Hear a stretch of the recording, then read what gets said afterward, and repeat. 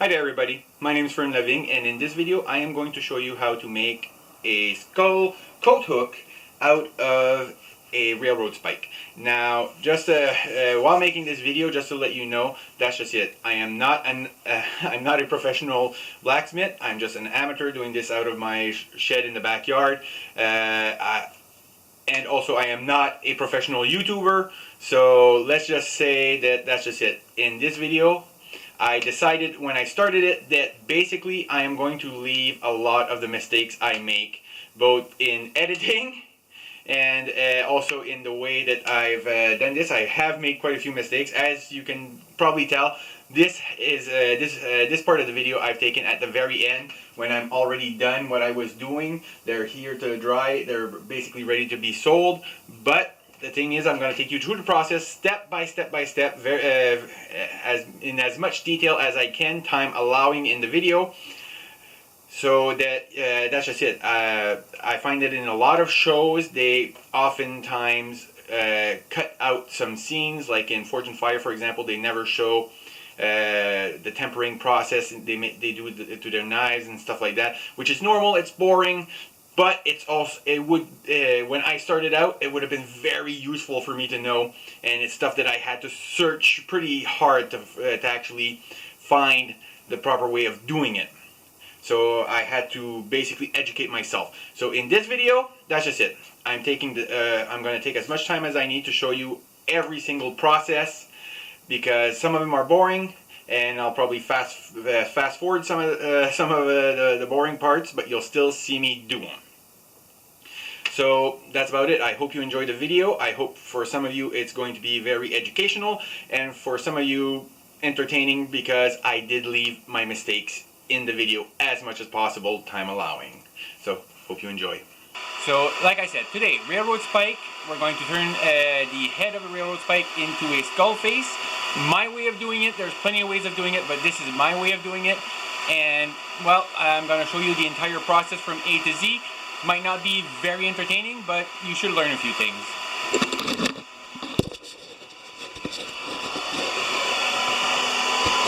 Okay, so first of all, what you've been hearing in the background is the hair dryer that I use to blow air into my coal burning forge.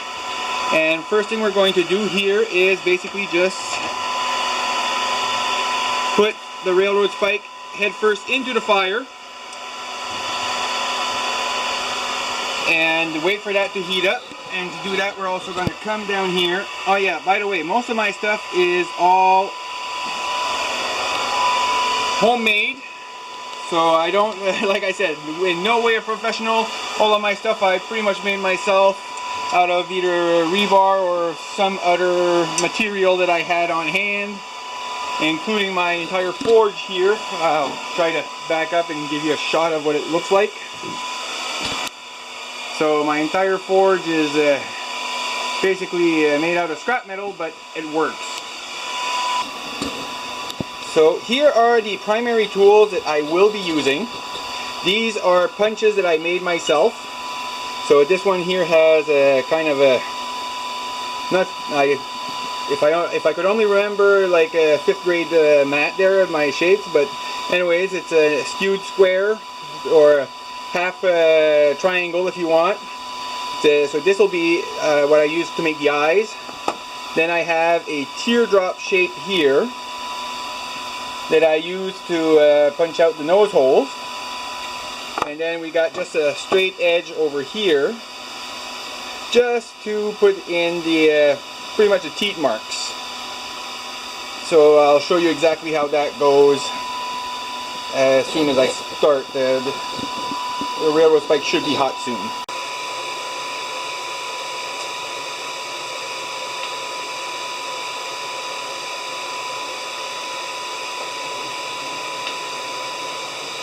Okay, so as you can probably see, the railroad spike is nice and hot. You see just the head. So we clamp that down. First thing we got to do is the eyes, because if I mess up the eyes, I've just lost a railroad spike. So got to be careful with that and make sure everything is properly placed. And then come and check every time.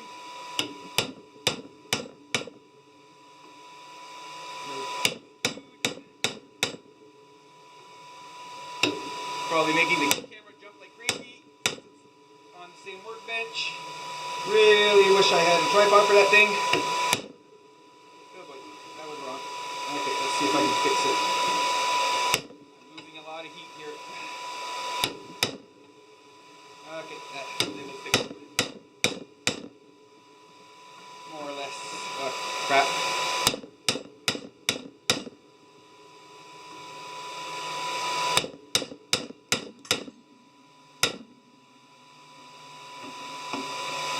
Not my best work.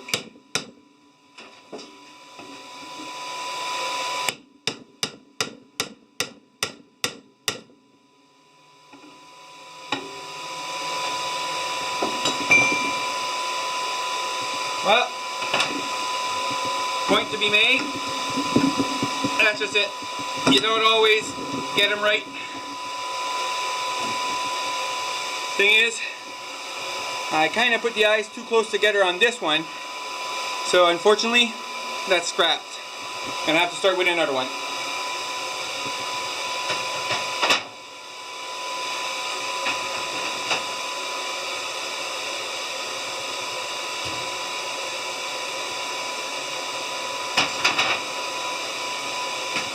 Be back when I'm ready. Okay, so my video kind of the camera turned off on me, but I wanted to show you a side-by-side comparison here. The one on the left of the screen right now is the first one I did, this one here, and as you can see the eyes did not come out very well. This is why I scrapped this one, but I will make a knife out of it, so I'm still going to make a skull out of it, but it's just not going to look good as a hook. As the end of a knife though, doesn't really matter if the eyes are that close together or not. Now this one here, the eyes have been spaced out properly, and I even had enough heat on this time to put a nostril in. Now to heat it up again, put the second nostril in, and then make the teeth. The nice thing is that there's a lot of residual heat left in the nail, so this time around it will not take as long to heat it as the very first time, of course.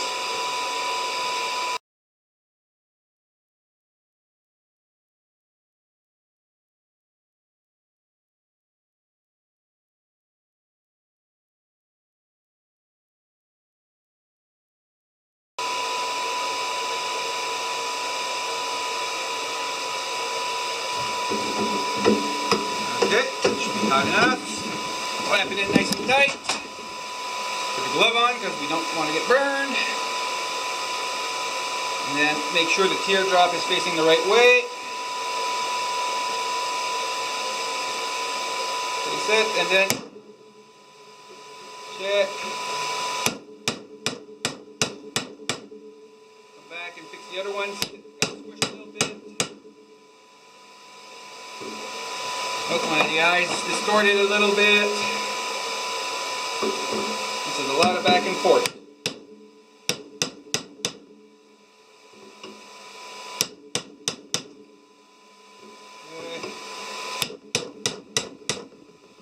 Should have enough heat to do a few of the teeth, if not all. Because this part here isn't very hard to do.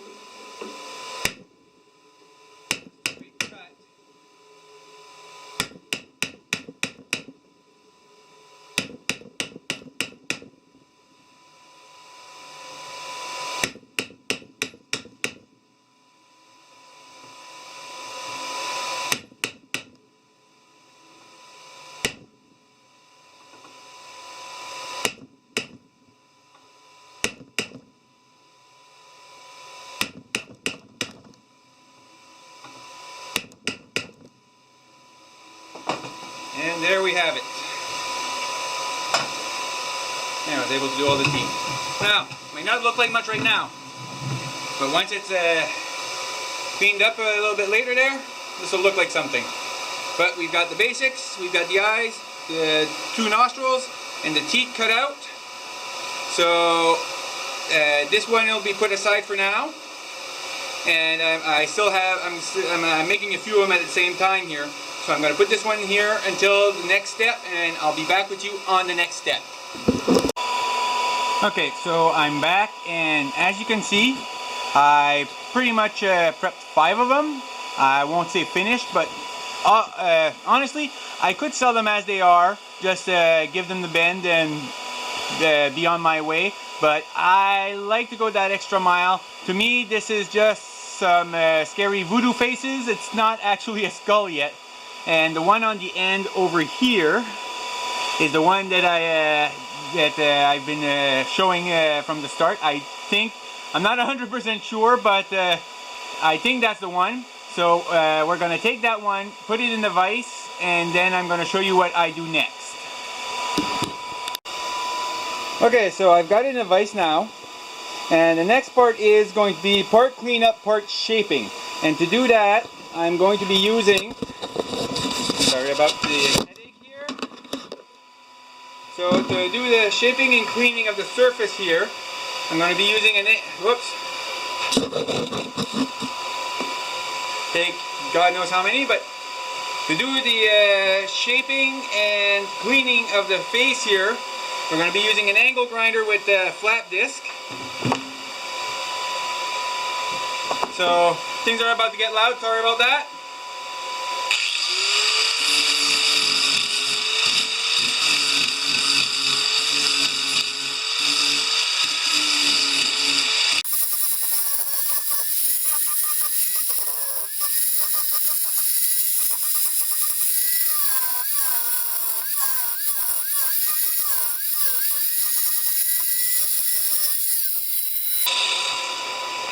So just to give you an idea of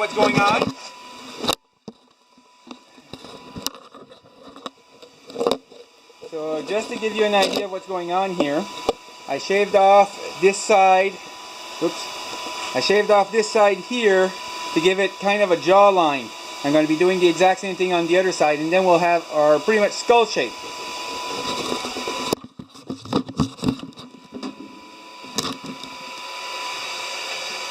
This part gets a little tricky on this side though.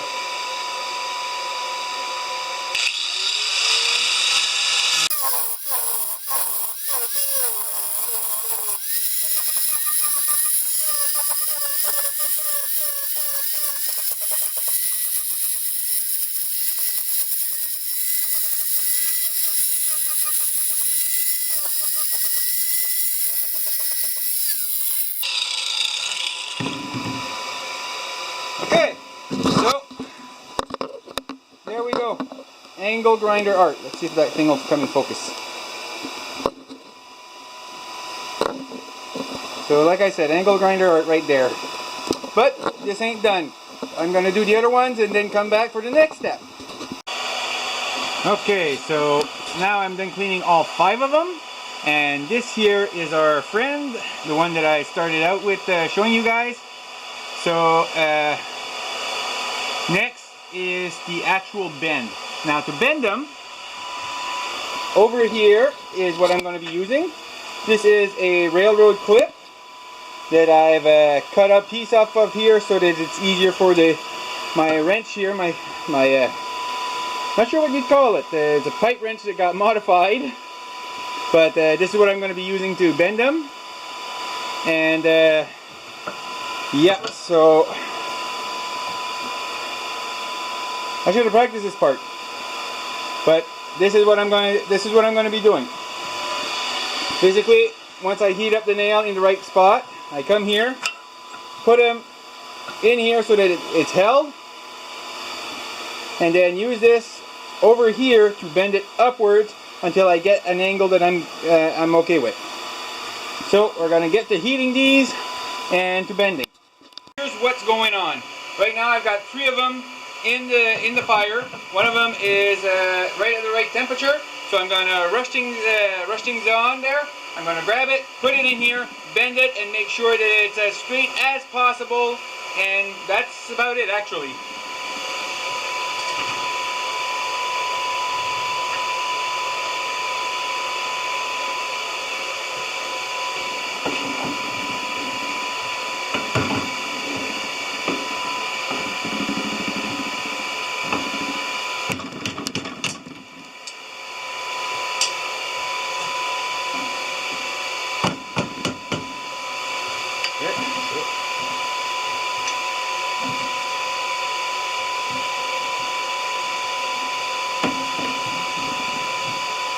Nope, didn't place my jig in the right place.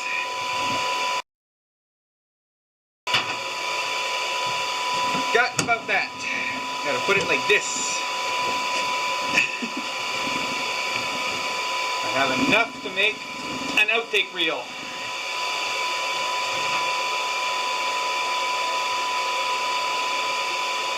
Alright, let's go with this one. There we go. That off of there. I've got some end blocks on the floor. Okay. From here, and then we bend. And then we bend some more. Trying to get just about 95 degrees so it has an upward angle. So that when you put your coat on it, it'll actually stay there. And now we come to this. Try and make sure that it's nice and straight. Nope, that's not good.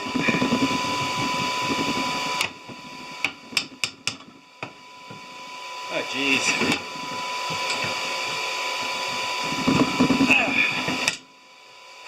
Okay, so. Oh, for Pete's sakes. Had to happen on the day I'm trying to make a video. But that's actually pretty good. We're gonna go with that. So that's the bend I'm pretty much looking for. And yeah, the skull got all dirty, but we're gonna clean that up again. That's another step later on. So I'm gonna heat up the other four, give them all a bend something similar to this, and then we're on to the next step. Okay, just a side note here. The reason my jig was lifting up the way it was there was mostly because of this. Yes, there was a thick layer of rust, and I grinded that off, and after that there, once it's nice and sturdy, this thing ain't moving 1 inch. So all I needed to do was a little bit of grinding, and everything went well after that. Okay, so what I'm doing now is something that a blacksmith may think is unnecessary, and it probably is. I just like doing it because I find it simplifies my later task. So what I'm doing now is I'm bringing up my railroad spikes here to basically critical temperature, which is a nice orange glow. And what I'm doing after that is shoving it in this bucket of perlite. Make sure it's completely covered. There we go. And that will anneal the metal. In other words, it will relax the metal, which will make drilling the holes for the screws in a few moments. Well, actually, I'm going to leave that there for about an hour. So in about an hour, when I pull those out, it'll be a lot easier to drill right through them, which will make everything go a lot smoother. That way I don't have to basically sharpen my drill bits every 5 minutes. So that's about it. I'm just going to anneal the rest of them, just make sure they're nice and warm, nice and hot before I put them in the bucket with the perlite. Cover those up a little bit. And after that we get to drilling, and only a few steps left.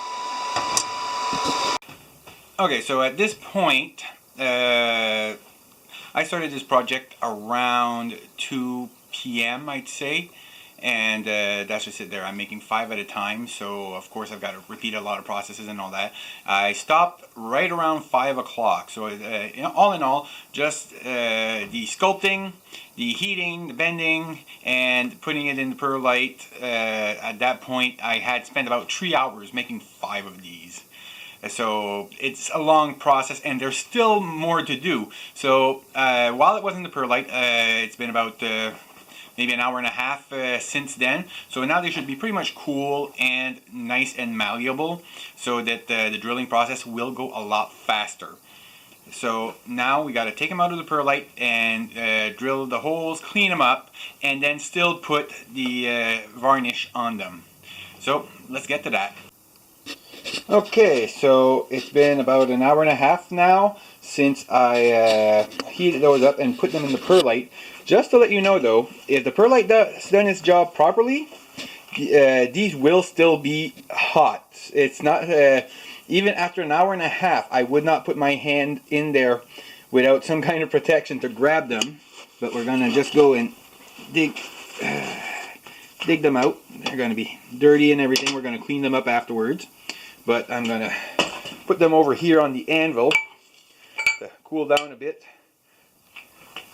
And I'm gonna wait a few minutes just for the residual heat to dissipate before I go and start drilling the holes, because I'm going to have to hold them. So yeah. Okay, so thing is, they're over here and you can still feel the heat off of them. They're still pretty hot, even though they've spent an hour and a half in that perlite. It's quite impressive actually. But right now, before I start drilling them, I'm going to be very careful here not to touch them with my bare hand. And I'm just going to punch some holes here to drill.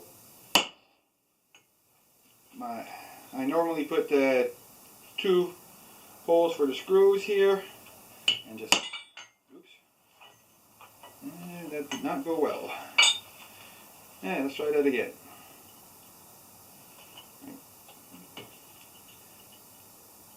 That thing is still very hot. Feel it right through the glove. And that should do it. So, do that with all 5 of them. Take my time. Try to get them as center as possible.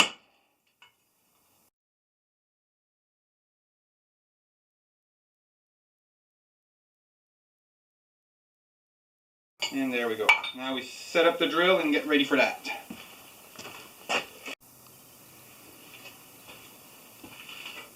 Now, I'm not an expert at anything, and I won't pretend to be. So that's just it. When it comes to drilling, I've got my little old pill thing here full of lard, and I just find it does a pretty nice job. As the drill heats up, more oil comes on there. Just a trick I came up with. No idea if it's good or not, but let's make some holes here.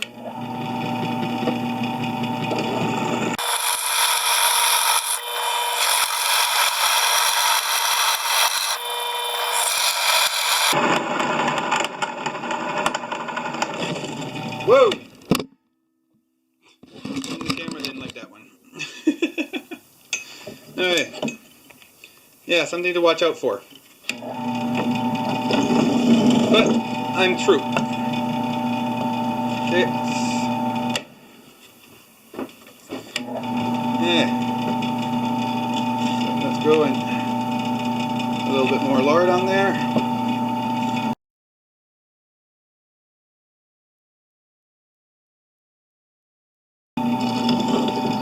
There we go.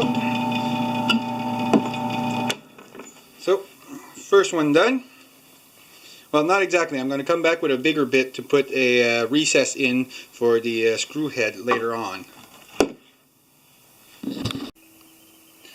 Okay, so now that I've drilled all the holes, the regular holes basically, I'm going to change to a thicker drill bit just to put in a countersink for the screw heads. And just a little tip for people here, that you've probably seen these key chains and all that. Well, I found it incredibly useful for not losing this piece, because it has happened to me in the past.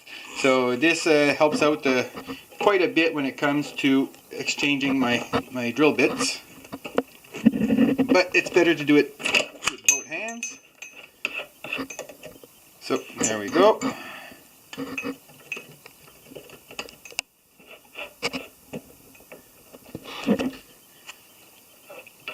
And now I'm just going to bore a hole in the top of it. Put my glove on, just for safety. Just basically come back to the holes I made. Oops, that's not tight enough.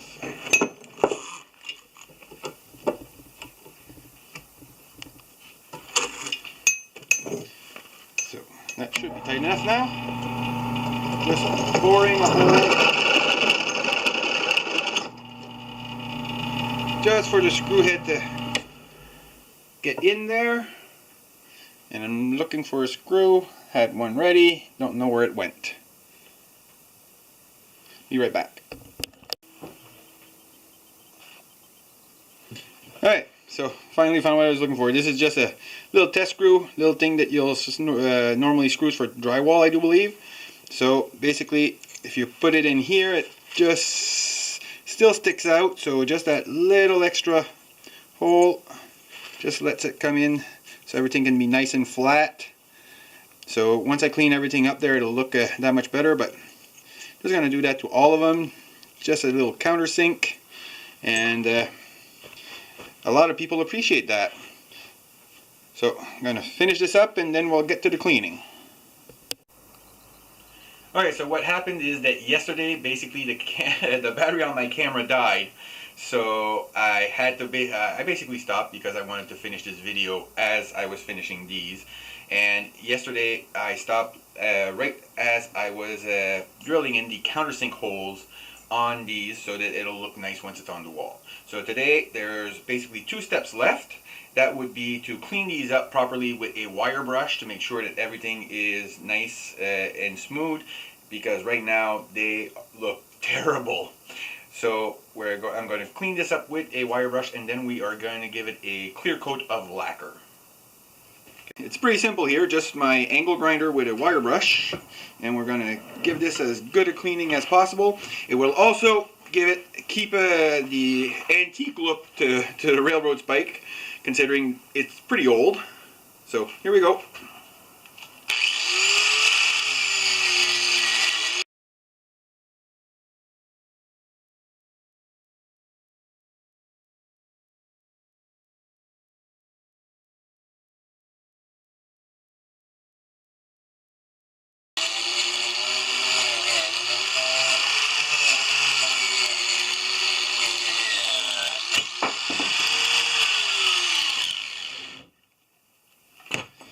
Yeah, that was not supposed to happen.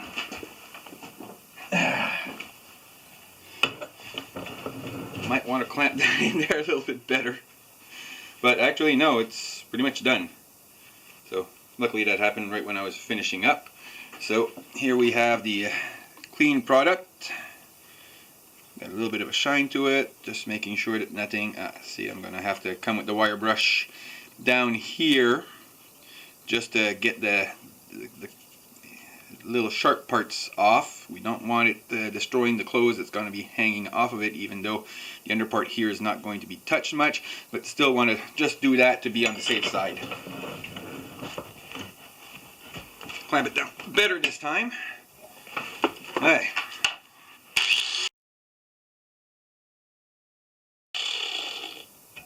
Yep, there we go. That's nice and smooth.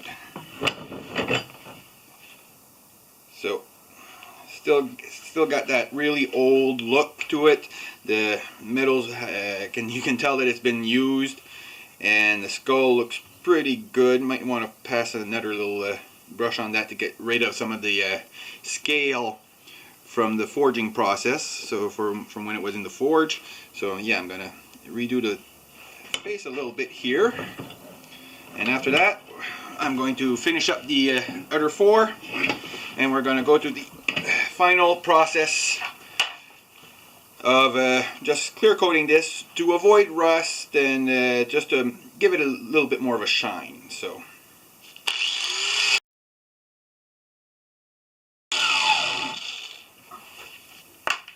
there we go. That's nice and smooth now.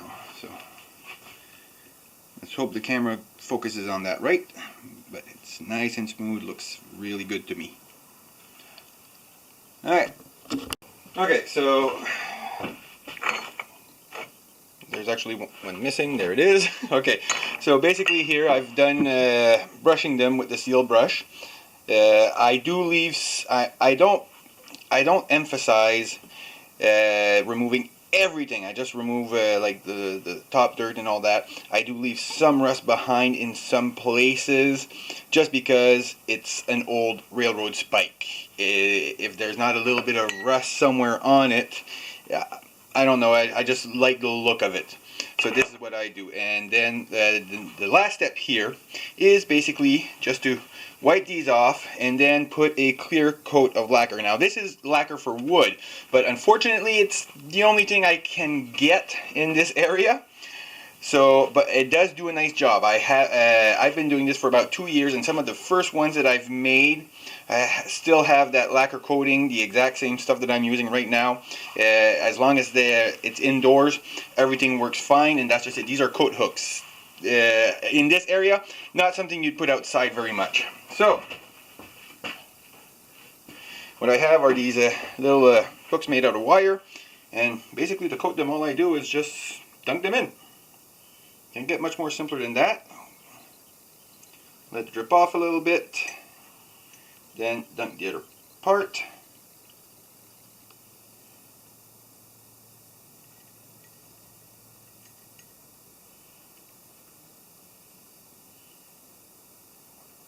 And then all that's left is, I don't know if you've noticed it before, but I do have a